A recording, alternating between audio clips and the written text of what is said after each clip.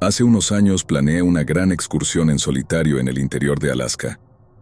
Iba a ser un largo fin de semana de campamento y pesca en diferentes áreas que mi familia había sugerido. Mi padre había nacido y crecido en un pequeño pueblo fuera de Anchorage, y se pasó gran parte de su juventud cazando y haciendo senderismo por todo el estado. Crecer escuchando todas esas historias increíbles hizo que planear mi propio viaje pareciera algo natural. Fue un viaje bastante básico. Soy un experimentado hombre al aire libre, pero sabía que no debía subestimar el campo salvaje de Alaska.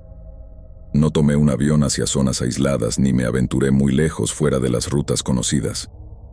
En lugar de eso, me limité a algunas áreas recreativas conocidas para campistas y pescadores. Tomé algunos caminos secundarios para crear un poco de distancia entre yo y los demás, pero todavía estaba a unos 3 kilómetros del siguiente campamento.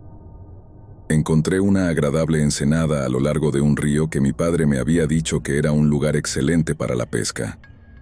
Supongo que algo había cambiado en los últimos 30 años, porque no tuve ni una sola mordida el primer día. No había nadie alrededor, pero se podía ver evidencia de tráfico, tal vez incluso de algunos locales problemáticos. Había tapas de botellas y restos de plástico, nada importante, pero suficiente para decirme que había habido gente allí. Seguí río arriba unos 3 kilómetros. Encontré pozas profundas donde podía ver peces, pero seguía sin tener una sola mordida. Cambié mi montaje de mosca y seguía sin éxito. Empezaba a pensar que estaba haciendo algo mal cuando vi que todos los peces se volvían completamente locos y se dispersaban en todas direcciones. Pensé que era algo raro, porque cuando los peces se asustan, suelen nadar en la misma dirección, al menos inicialmente. Las sombras u objetos que pasan sobre el agua lo hacen en una sola dirección, por lo que los peces nadan naturalmente lejos de lo que los haya asustado. Pero eso no fue lo que vi. Pude verlos flotando contra la corriente, esperando a que la comida derivara río abajo hacia ellos. Al siguiente segundo, estaban nadando río arriba y río abajo, algunos incluso saltando fuera del agua.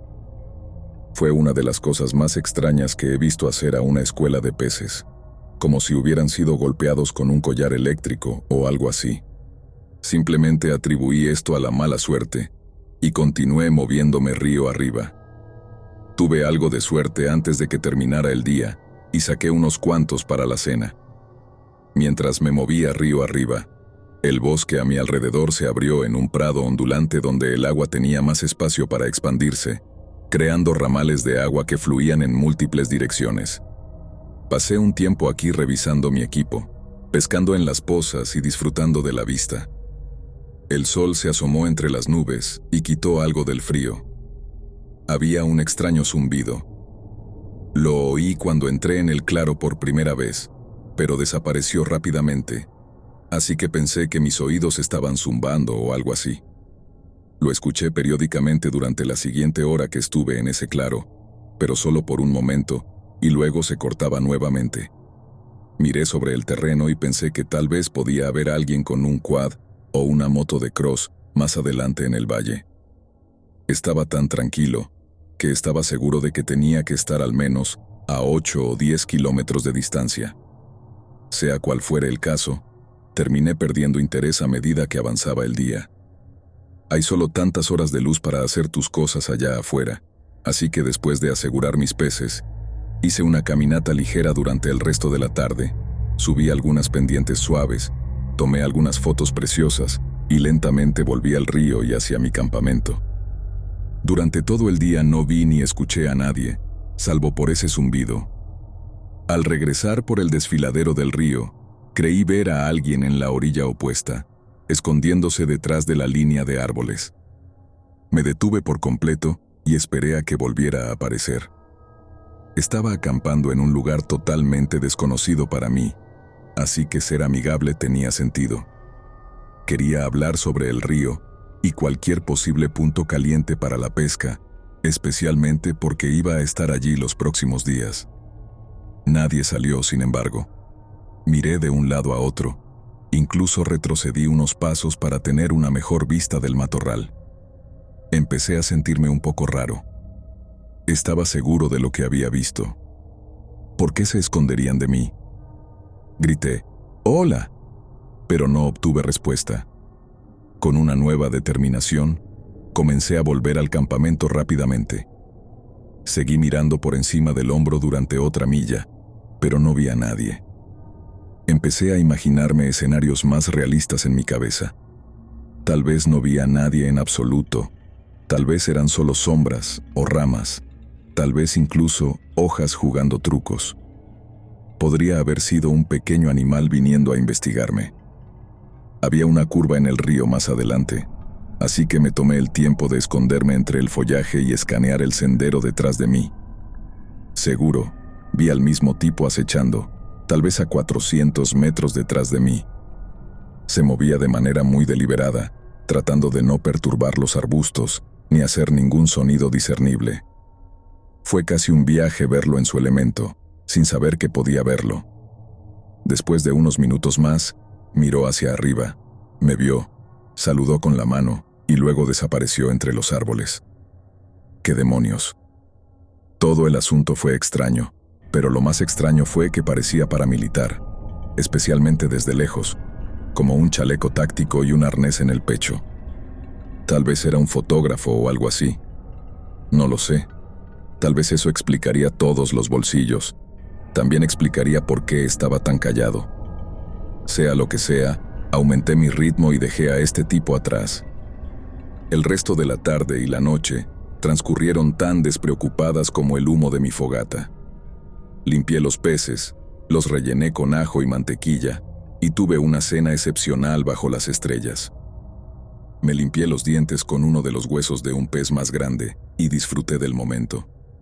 Imaginé a mi padre acampando cerca años atrás y teniendo una noche similar. Fue genial pasar por las mismas acciones en el mismo área que mi padre. Me cansé temprano, como normalmente lo hago, así que aseguré mi campamento y me metí en la tienda para la noche. Tenía un buen fuego rugiendo toda la noche y una tienda de lona lo suficientemente grande como para que yo me pusiera de pie entre un par de árboles. Escuché el crepitar del fuego y me quedé dormido a medida que la luz de la hoguera se desvanecía. Lo siguiente que sé, estoy completamente despierto, pero no sé por qué. Algo está mal, activando mi sentido de alerta incluso con los ojos cerrados. Entonces me di cuenta, podía ver la luz a través de mis párpados. Mi primer pensamiento fue que era el tipo del río de antes, alumbrando una linterna a través de la abertura de mi tienda. Abrí los ojos de golpe y no encontré nada de eso. Estaba completamente solo y mi tienda aún estaba cerrada. Incluso podía ver el resplandor desvanecido de las brasas de mi fogata, y por eso juzgué que era alrededor de medianoche, tal vez la 1 de la mañana. Había algo más. Una luz a unos 5 metros de mi tienda, entre los árboles. Escuché algún sonido, pero no había nada, ni motor, ni pasos. El camino en realidad cruzaba con mi campamento yendo en la dirección opuesta, por lo que ni siquiera había un lugar para un vehículo allí. Había otro factor. La luz parecía venir directamente desde el cielo, un solo pilar sólido disparándose verticalmente unos 12 metros. No podía creer lo que estaba viendo y durante unos minutos estuve seguro de que estaba soñando. ¿Qué demonios podía ser esto? ¿Extraterrestres? Lo dudaba. Entonces, desapareció. Todo rastro de luz se desvaneció y ese lado de mi tienda ya no estaba iluminado. Estoy bastante experimentado en la naturaleza, así que siempre llevo un arma conmigo cuando salgo. Como iba a Alaska por primera vez, empaqué una Smith & Wesson de 10 milímetros debido a la variedad de depredadores. Es un calibre serio y lo mantenía bajo mi catre de dormir. En el segundo en que lo agarré, la luz del cielo reapareció, esta vez justo sobre mi campamento. Era un pilar sólido de luz, tal vez de 6 metros de diámetro y blanco intenso de principio a fin. Me congelé. Incluso con esa arma, me di cuenta de lo impotente que estaba. No sabía qué pensar, así que salté de mi saco de dormir y comencé a vestirme. Me puse las botas y metí mi pistola en la cintura. Despacio, abrí la tienda y eché un vistazo con un ojo. La luz era tan cegadora que no podía ver nada incluso si miraba hacia arriba, pero aún podía ver mi camión y el campamento claramente. Fuera lo que fuese, era completamente silencioso y tan inmóvil como un cirujano. La fuente de luz no se tambaleó en absoluto mientras flotaba sobre mí. Entonces lo escuché de nuevo, ese mismo zumbido. Estaba más cerca esta vez, pero era inconfundible. Antes de que pudiera hacer algo con esa información, la luz se apagó rápidamente otra vez. No perdí tiempo, me puse la chaqueta, até las botas y corrí hacia la línea de árboles a toda velocidad. Mi campamento estaba en un claro, pero el verdadero bosque estaba a solo unos metros. Los árboles más densos proporcionarían una mejor cobertura de lo que sea que estaba sobre mí. Me adentré en la espesura sin detenerme. Las ramas me arañaban de pies a cabeza, pero eran una amenaza mucho menor que la luz en el cielo. Atravesé la primera cortina de ramas, y mi rostro y manos estaban cubiertos de rasguños. Pude ver una colina a mi izquierda y lo que parecía ser una formación rocosa directamente frente a mí. No tenía una linterna y no quería romperme el tobillo en ese lugar, así que decidí tropezar cuesta arriba. Trepar sobre las rocas en la oscuridad era demasiado arriesgado, especialmente con la velocidad a la que me movía. Llegué casi a la mitad de la colina y encontré un gran roble con ramas gruesas, aunque completamente muerto entre los otros árboles. Parecía el más fácil de escalar y aún proporcionaba cobertura de los otros árboles. Me acerqué a él y me levanté en sus ramas grises y desgarbadas. Seguí trepando hasta estar al menos a 5 metros en el aire. Mientras escalaba, ese mismo pilar de luz apareció sobre mi campamento otra vez. Desde mi posición, pude ver parte de mi campamento y una porción de mi camión, así como la abertura de mi tienda. La luz flotaba y pude ver que salía de un solo punto de origen, pero estaba tan oscuro que no podía ver qué era. Luego, comenzó a moverse, siguiendo el camino por el que había corrido hacia los árboles. Mientras se movía sobre las copas de los árboles, la luz se apagó otra vez. Ahora estaba en el árbol y podía escuchar claramente un zumbido. No solo un zumbido, en este punto. Estaba aterrado. No tenía opciones, así que saqué mi pistola y esperé. Vaciaría cada bala en eso si me alcanzaba con su luz. La luz volvió a encenderse unos minutos después, en la base de la colina donde me había desviado del camino principal. Se quedó allí por mucho tiempo, el más largo de la noche. Después de unos 10 minutos, se apagó y luego comenzó a hacer rondas por el bosque. Pude escucharla pasar zumbando cerca de mí un par de veces, justo encima del roble en el que estaba. Esperaba que al subirme a un árbol, tal vez lo que fuera no pudiera verme. Parecía que tenía razón. El resto de la noche transcurrió como te puedes imaginar, agarrando mi pistola con fuerza y escuchando, viendo la luz encenderse y apagarse periódicamente. Luego escuché a alguien gritar, y era el mismo «Hola» que había gritado hacia el río antes. No era mi voz, obviamente, pero era un solo llamado, casi como si alguien se estuviera burlando de mí. Trepé un poco más alto en el árbol y me acurruqué el resto de la noche. Al amanecer, no había visto ni escuchado nada durante un tiempo, tal vez una hora. Bajé apresuradamente en cuanto vi cambiar el color del cielo y corrí de vuelta a mi campamento. Luego me metí de nuevo en mi saco de dormir. Me estaba congelando después de haber estado afuera toda la noche y solo quería dormir. Nada vino a molestarme el resto del viaje. Me puse en contacto con una de las familias acampando en el camino y me dijeron que no habían visto ninguna luz como la que expliqué, pero sí escucharon el zumbido. Dijeron que iba y venía, a veces en la tarde. Muy raro, pero nada cerca de la respuesta que buscaba. El final del viaje llegó y volví a casa.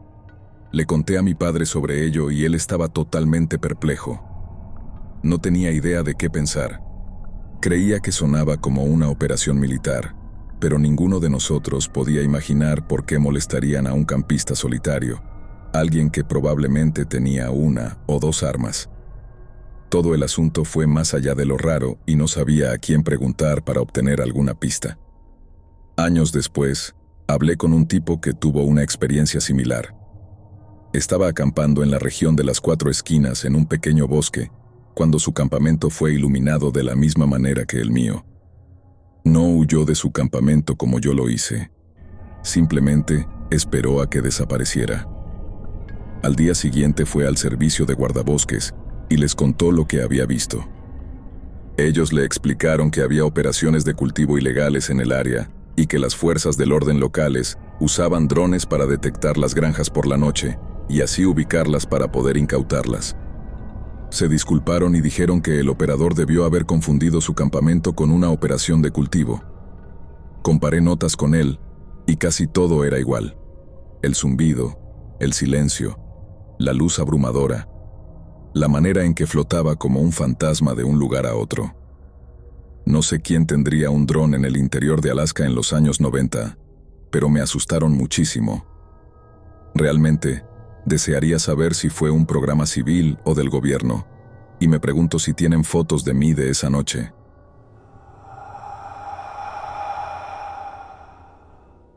En Anchorage, había una casa en la 11th Avenue, cerca del centro, con un gran deck de varios niveles y un jacuzzi en el nivel superior.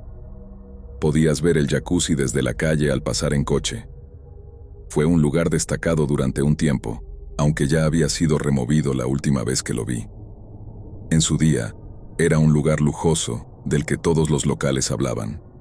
Mucha gente que pasaba por la ciudad preguntaba por la casa porque parecía que allí vivía una celebridad o algo similar. Esta casa solía ser el lugar donde se reunían los peces gordos de las corporaciones petroleras y los políticos.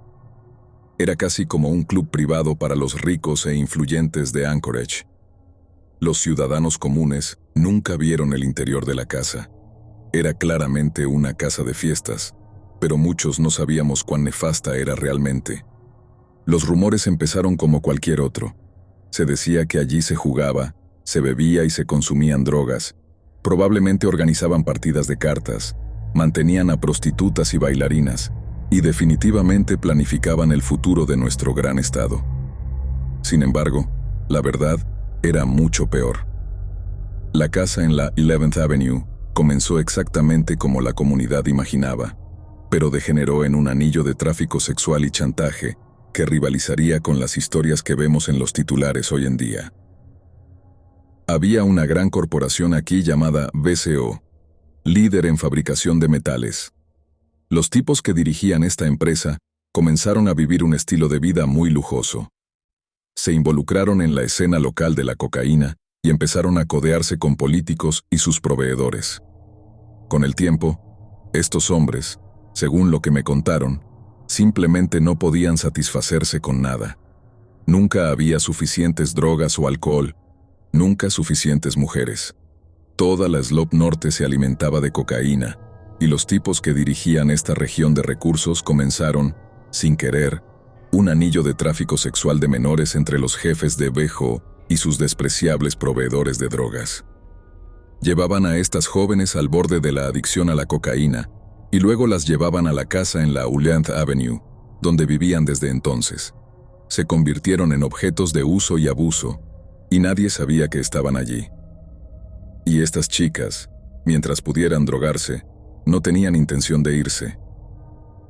BCO empezó a quebrar a principios de los 2000 y fue adquirida por una empresa llamada CH2M Hill, que creo que tenía su sede en Colorado.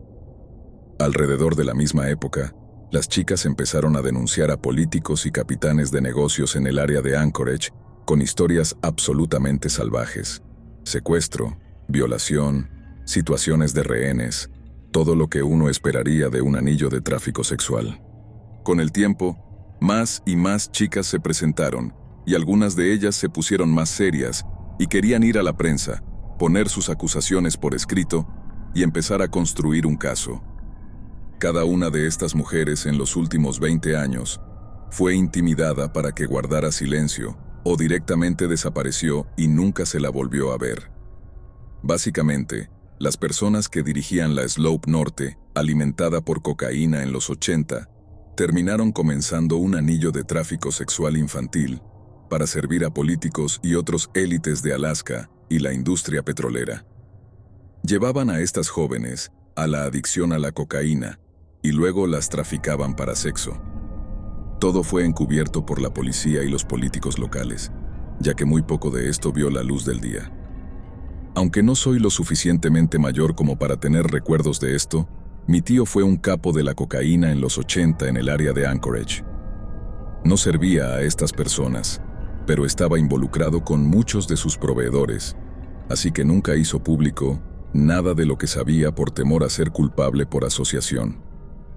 Ambos creemos que esto se cubrió tan efectivamente no solo por la policía, sino también porque las personas que escribían los cheques para su presupuesto estaban involucradas en la casa en la 11th Avenue. También pudo haber sido porque la compra de la empresa entre BCO y CH2M Hill se estaba llevando a cabo. Ya fuera BCO asegurando su imagen para garantizar la venta, o Hill interviniendo para eliminar cabos sueltos y asegurar que su compra no fuera en vano.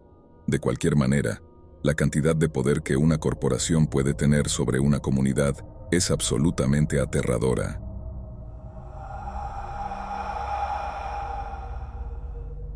Trabajaba en la Slope del norte de Alaska en la industria petrolera. El trabajo que hacíamos requería viajar muy lejos hacia la Reserva Nacional de Petróleo de Alaska, que básicamente es una tundra salvaje que se extiende por cientos de millas. Las compañías petroleras construían largas carreteras de hielo en el invierno que llevaban a plataformas de perforación exploratoria. Nuestro trabajo consistía en ir después de que terminaran la perforación inicial y probar las formaciones rocosas para evaluar sus cualidades de producción de petróleo. Era mediados de enero y el sol aún no había salido. Cuando digo que el sol no había salido, me refiero a que no lo habíamos visto en casi un mes y medio. Las noches polares son intensas. Este pozo en particular al que nos dirigíamos estaba a unos 100 kilómetros al oeste de Alpine, Alaska, en lo profundo del desierto. Nuestro trabajo duró una semana, pero terminamos y nos dirigíamos de regreso al campamento para finalizar nuestro turno y luego volver a casa.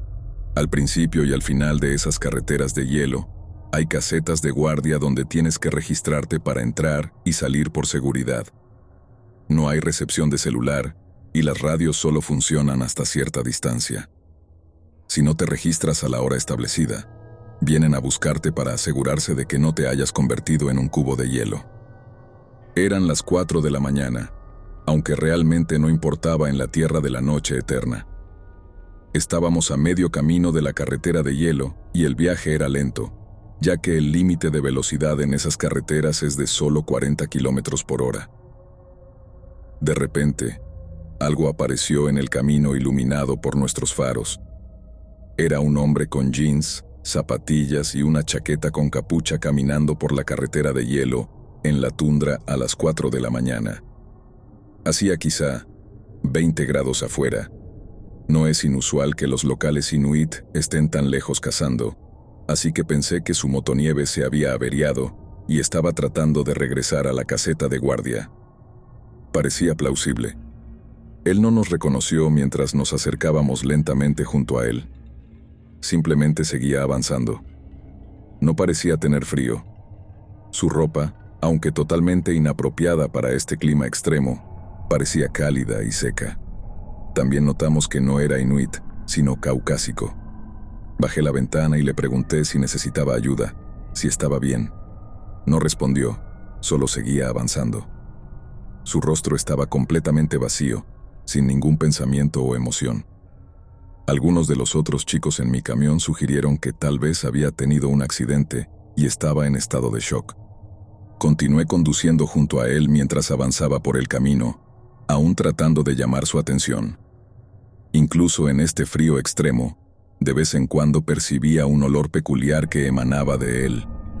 Olía ácido, si eso tiene algún sentido. Había algo en este tipo que me ponía los pelos de punta. El chico que estaba detrás de mí en el asiento de la tripulación había tenido suficiente de todo esto. Bajó su ventana y extendió la mano para agarrar al tipo. Más tarde me dijo que solo quería intentar sacarlo de su aturdimiento. Antes de que la mano de mi amigo pudiera alcanzarlo, este tipo se dio la vuelta y se aferró al brazo extendido de mi amigo. Nos miró a mí y a mi amigo con una expresión de pura rabia, sin soltar su brazo. Si las emociones tuvieran una temperatura física, este tipo podría haber derretido toda la tundra esa noche. Mi amigo gimió de dolor mientras intentaba liberar su brazo del hombre.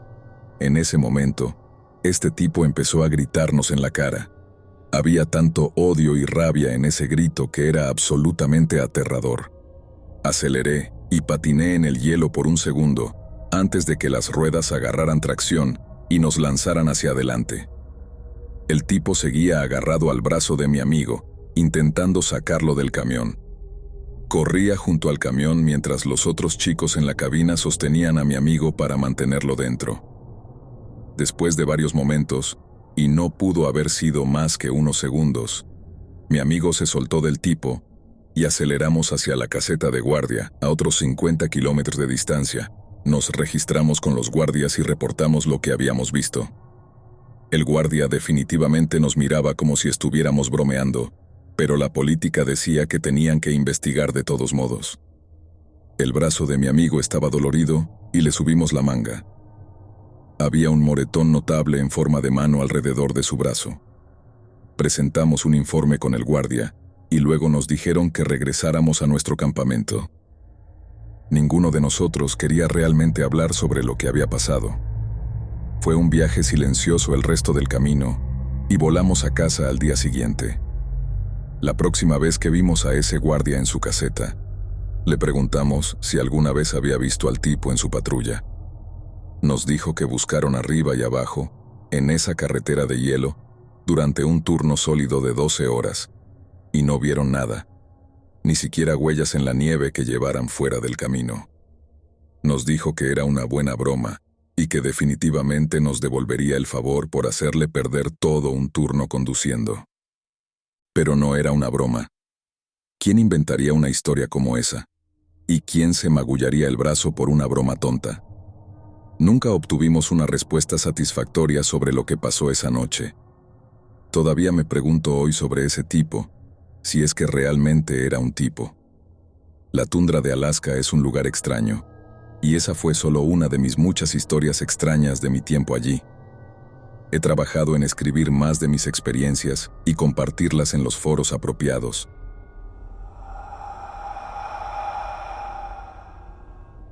Hace años, unos amigos y yo estábamos cazando ardillas en el fondo de un arroyo. Estábamos en una gran expedición de campamento y habíamos montado unas tiendas de campaña. Después de la caza de la mañana del sábado, el día fue avanzando hasta la tarde. Las nubes comenzaron a acumularse y se escuchaban truenos cada vez más cerca. Rápidamente, sacamos una lona grande de la parte trasera de mi camioneta y la colgamos entre las tiendas, teniendo que mover una de ellas para ponerla bajo la lona. Cada año, reuníamos a los muchachos para un gran viaje al aire libre que duraba una semana. Esto requería mantener un campamento que pudiera sostenernos durante todo ese tiempo sin problemas, sin inundaciones, sin escasez de leña, nada que pudiera causar inconvenientes si se podía evitar. Es difícil describir cómo se veía el campamento. Teníamos 2 tiendas enfrentadas, tiendas de estilo antiguo con postes externos.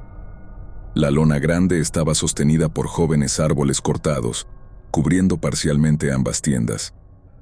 Estaba bien asegurada con una cuerda de nylon blanco que llamábamos línea de trote. La fogata que cavamos estaba en el borde de la lona, de manera que el humo se despejara. Con la tormenta acercándose, no íbamos a cazar más, al menos por ahora, así que encendimos la fogata, pusimos a hervir una cafetera y cocinamos algo dulce.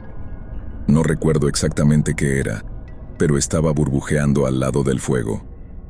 Construimos un asador de varias capas con 4 ardillas asándose. Uno de mis amigos estaba agachado, dándoles vueltas. Todos nos turnábamos para girar el asador hasta que las ardillas estuvieran listas. La tormenta había estado jugando con nosotros, pero finalmente llegó, con una lluvia torrencial, truenos y relámpagos por todas partes. Estábamos cómodos y felices, felicitándonos por lo genial que era estar acampados en el bosque durante una tormenta. Ninguno de nosotros tenía una pistola, solo 3 escopetas. La mía era una Remington 870 de bombeo, la cual recuerdo estaba apoyada contra uno de los muchos arbolillos que sostenían nuestra lona. No estábamos muy preocupados por intrusos en el campamento. La lluvia mantendría a la mayoría de los depredadores a raya esa noche. La lluvia era tan intensa que no se podía ver nada entre el agua y la luz del fuego. Ningún oso o lobo se iba a meter con nosotros. Y si lo hicieran, los ahuyentaríamos con nuestras escopetas y luego a dormir. Habíamos sacado sillas de jardín para el gran campamento, del estilo antiguo, ya que estábamos en 1979. 2 de nosotros estábamos sentados, viendo al tercer amigo darle vueltas a las ardillas y cuidar el café. De repente, y tan rápido que ni siquiera vimos cómo pasó, un hombre apareció bajo nuestra lona, sosteniendo un rifle con ambas manos cruzados sobre su cuerpo. Caminó por un lado de mi tienda y se metió bajo la lona. Instantáneamente, el pánico y la conmoción se apoderaron de nosotros. Me eché hacia atrás y colapsé mi silla tratando de alejarme de este tipo. Estaba buscando mi escopeta desesperadamente. Uno de mis amigos literalmente cayó en el fuego que estaba cuidando, quemándose un poco las manos y la cara, pero su chaqueta tomó la mayor parte del calor.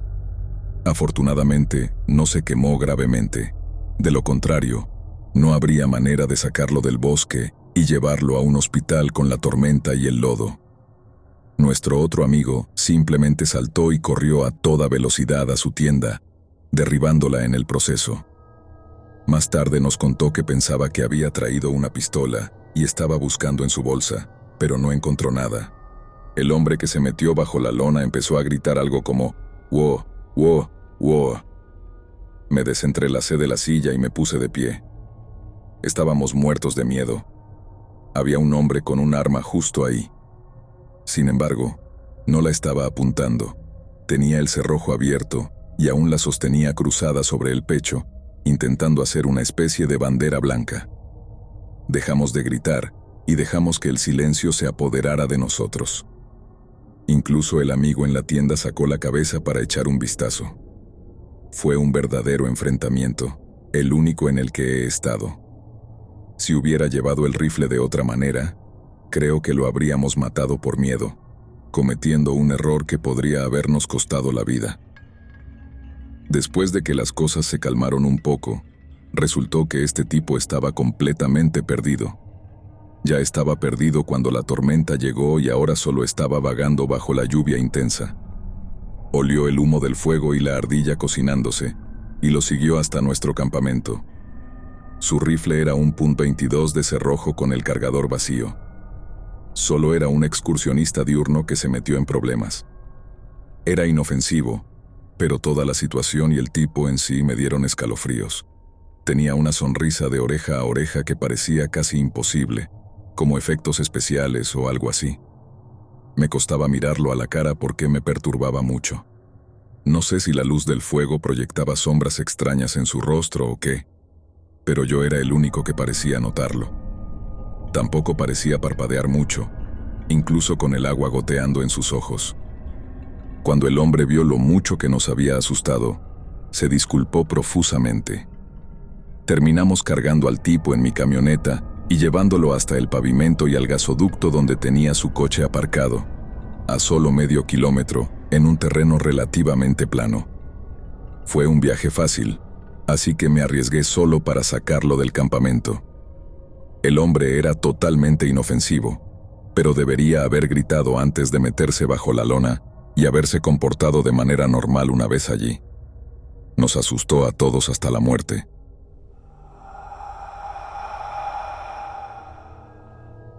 Una vez estuve en Juneau, Alaska, viajando por negocios. Después del trabajo, decidí conducir hacia el norte, saliendo de la ciudad. Casi me detenía al azar en diferentes playas. En una de ellas, estaba teniendo un gran momento solo, observando a los pájaros pescando y mirando las pozas de marea. Un camión se detuvo en el estacionamiento sobre mí, pero no le presté mucha atención la primera vez. El camión giró en círculos y luego se fue, dirigiéndose hacia el norte. Pasé mucho tiempo en estos senderos remotos y se ve de todo. Chicos locales fumando marihuana, otros ligando, todo tipo de conducción temeraria, derrapes, lo que el estacionamiento pueda acomodar.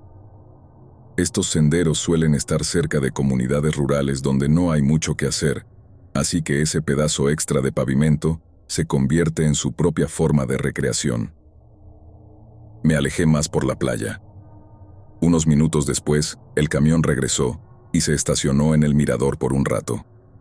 La playa estaba probablemente a unos 15 metros más baja en elevación que el estacionamiento, y había un acantilado. Simplemente se quedaron allí y luego aceleraron nuevamente hacia el sur. Me sentí un poco inquieto y esta vez comencé a regresar al sendero para volver a mi auto. Estaba vestido con ropa oscura, así que me pegué a la línea de árboles para cubrirme, tratando de mantener un poco de follaje entre mí y cualquier línea de visión que pudieran tener. Justo entonces, el camión volvió por tercera vez. Se estacionó con los faros apuntando directamente hacia mí. Como estaba empezando a oscurecer, simplemente me quedé allí. Luego, por tercera vez, aceleraron una vez más, pero esta vez pude escuchar que se detuvieron justo donde estaba estacionado mi auto. Escuché el motor apagarse y en ese momento, cada instinto en mí me dijo que me escondiera. Dejé la playa y me metí directamente en el bosque, un poco colina arriba. Juneau tiene estos grandes árboles y encontré uno que había sido derribado. Me acosté en el lado opuesto. Si tenían una linterna, me verían en un segundo. Afortunadamente, mi teléfono celular tenía muy mala señal y no estaba armado. No llevaba armas cuando viajaba en avión. Todas las probabilidades parecían estar en mi contra en ese momento. Estaba muerto de miedo. Entonces escuché un portazo. Sabía que había al menos 2 personas. Supuse que habían esperado un rato, tal vez para ver si volvía al sendero. Ahora estaban empezando a bajar por el sendero. Uno de los hombres parecía tener un objeto largo en la mano. Creo que era un rifle, pero en la luz tenue, podría haber sido un bate o algo más. También estaba llamando. «Hola, ¿dónde estás?» De repente, me sentí como si hubiera entrado en el juego más peligroso. Permanecí oculto, con el corazón latiendo frenéticamente. Esperé hasta que los hombres estuvieran bien abajo en la playa, y luego comencé a escalar la colina hacia el bosque, donde sabía que estaba el estacionamiento. Traté de no hacer ruido, pero era imposible. Había hojas secas y ramas muertas por todas partes. Estaba haciendo un montón de ruido. Afortunadamente para mí, no creo que me escucharan. Llegué a mi auto y el camión me asustó. Tenía los vidrios completamente polarizados. No había manera de saber si alguien estaba dentro en ese momento. Arranqué mi auto y salí de allí a toda velocidad. He hecho senderismo solo toda mi vida, y he estado en lugares mucho más remotos que ese, pero nunca antes ni después tuve esa misma sensación de estar en grave peligro. Hasta el día de hoy, no siento que haya reaccionado exageradamente, y estoy 100% seguro de que esos hombres tenían algo malo en mente si me hubieran atrapado.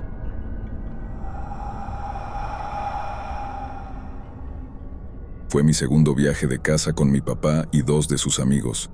Estábamos en el sureste de Alaska, en una isla remota. Habíamos montado nuestro campamento en el medio de una ensenada de tamaño medio con forma de U. La costa estaba rodeada por una cordillera con una forma similar. Planeamos quedarnos 4 días para cazar ciervos, pero en los primeros 2 días, mi papá y yo subimos a varios lugares sin tener suerte en encontrar nada más que densos bosques. En la tarde del segundo día, nuestro grupo avistó un lobo saliendo del borde del bosque al otro lado de la ensenada. Se acostó en la orilla y después de unos momentos, otro lobo más grande salió y se le unió. Lo que asumimos era su pareja. Se acostaron junto al primer lobo, y luego el primero se movió unos metros alejándose de ellos, lo que inferimos que el lobo más grande era el macho alfa. Esta fue la primera vez que los vimos o escuchamos en nuestra área, al menos en este viaje. En la mañana del tercer día, se hizo obvio por qué no podíamos encontrar ningún ciervo. Los lobos también estaban cazando. No vimos ningún rastro de ellos porque no estaban dejando ningún olor o huellas. Estaban derribando todos los ciervos en las horas tranquilas, lo que mantenía a las manadas en estado de alerta. Una noche, sin embargo, comenzaron a aullar agresivamente. Continuó durante todo el resto del viaje. Mientras que las películas y otros medios insinúan que los lobos aúllan al azar o que siempre se puede escuchar un solo aullido fuerte, eso no es preciso en absoluto. Estos lobos estaban aullando con un propósito, para asustar a los ciervos alrededor de la ensenada y luego acorralarlos. La manada comenzó a aullar justo en la punta de la ensenada. Sus tonos disonantes resonaban por millas y comenzaron a moverse hacia nosotros. Mi papá y yo subimos una vez más, ya que no había nada más que hacer. Esta vez estábamos a unos cientos de pies más arriba. Escuchamos a los lobos aullar nuevamente, pero había uno más fuerte que el resto y más cercano. Nos detuvimos debajo de un tronco caído para escuchar y escuchamos el aullido acercarse cada vez más. Yo llevaba un rifle de cerrojo y mi papá me dijo que cargara un cartucho. Sacó una pistola y también la cargó ruidosamente para intentar asustar al lobo. Los aullidos se acercaban más arriba de nosotros, y unos minutos después, miré hacia arriba por la pendiente de una montaña a través de aquel bosque antiguo, y vi un animal moviéndose con la nariz en el suelo. El lobo alfa estaba a solo unos 30 metros de nosotros, siguiendo el rastro de otro animal. Debía haber sabido que estábamos allí por el olor, el sonido y la vista, pero por alguna razón, simplemente decidió ignorarnos. No hace falta decir que no encontramos ningún ciervo en ese viaje.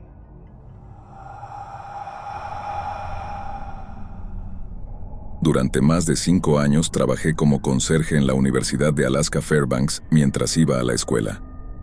Este es un hecho poco conocido, pero muchas personas, tanto estudiantes como profesores, creen que el campus está totalmente embrujado.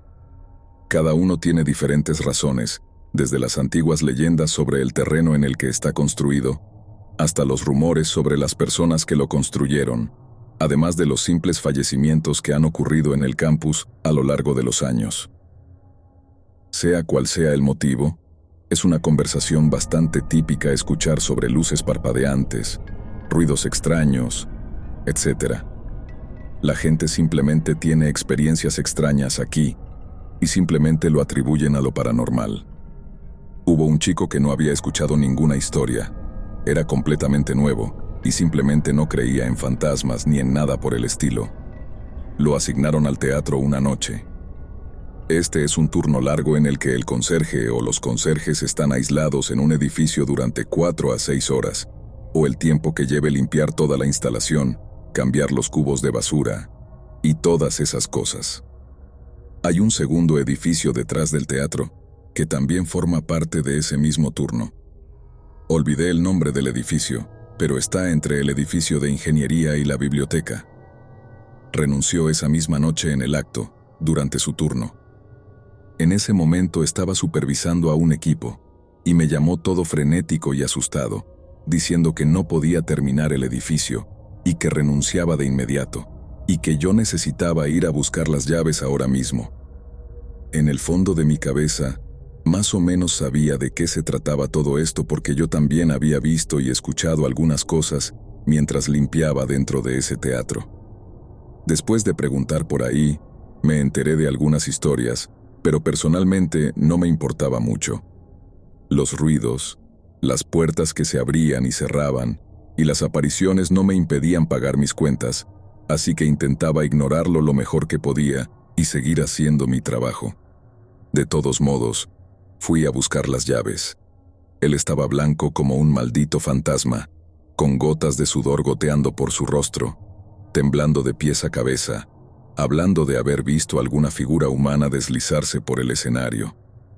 Realmente no sabía qué decirle, así que más o menos solo le dije: «Sí, eso a veces sucede, amigo.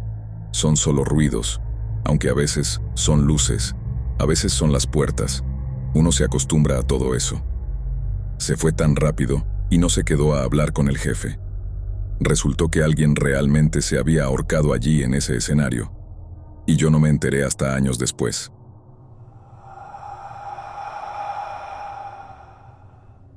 Fue en el invierno del 97, creo, cuando estaba viviendo en Alaska, sirviendo en la Guardia Nacional como infante de la 11 Bravo. Me encantaba. Como algunos de ustedes pueden saber, una fuerza de tarea conjunta entre todas las ramas militares comenzó a trabajar en la construcción de una carretera en una isla cercana llamada Isla Ed. Los marines pasaron el verano construyendo la sede. Era una serie de cabañas de contrachapado y el esqueleto de un comedor. Cuando terminó el verano, las cabañas eran básicamente cobertizos. No había electricidad ni agua corriente. Se llamó a mí y a otros 5 miembros de mi unidad para el servicio activo. Nos asignaron vivir en la isla durante el invierno para proteger el campamento.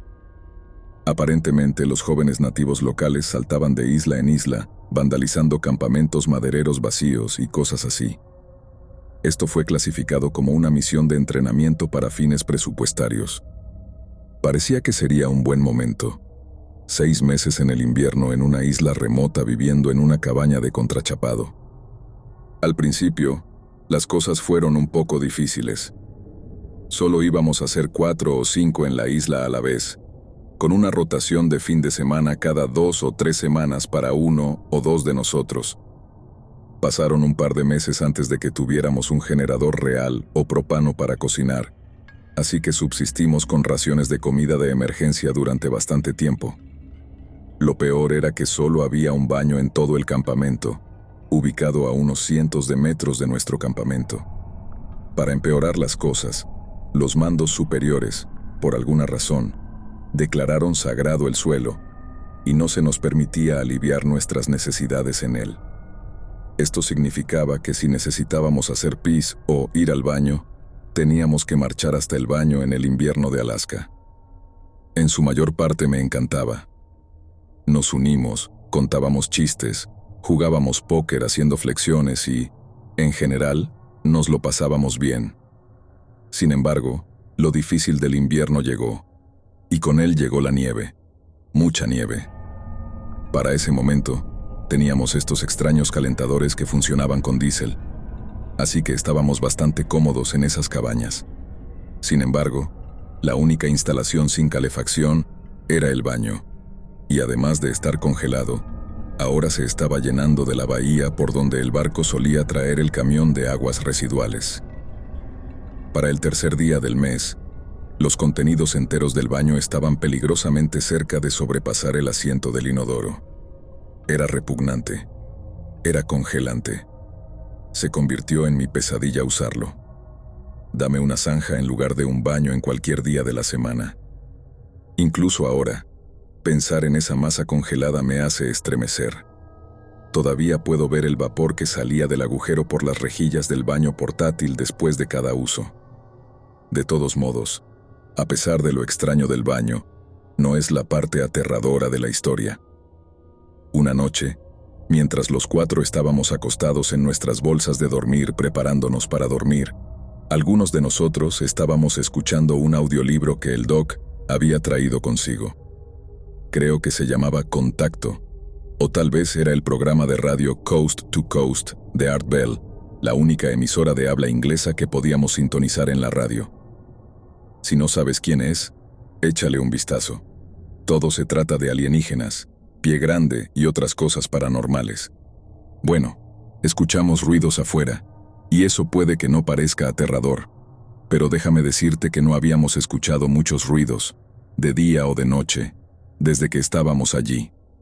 No hay mucha actividad en medio de la nada, especialmente en una isla fría sin mucho que ofrecer en cuanto a vida silvestre. No habíamos visto ningún animal ni encontrado huellas en todo el tiempo que estuvimos allí, y tuvimos que caminar bastante. Al principio pensamos que podrían ser algunos niños nativos que venían a bromear y marcar el lugar o prenderle fuego. Parecía lógico, ya que antes de venir a esta isla nos habían dado tours de campamentos madereros cercanos que habían sido arrasados. Nos advirtieron que esto es lo que harían con nuestro campamento si no lo protegíamos. Si eran ellos, estábamos listos para ellos. Bueno, para ser honesto, no lo estábamos. ¿A quién estoy engañando?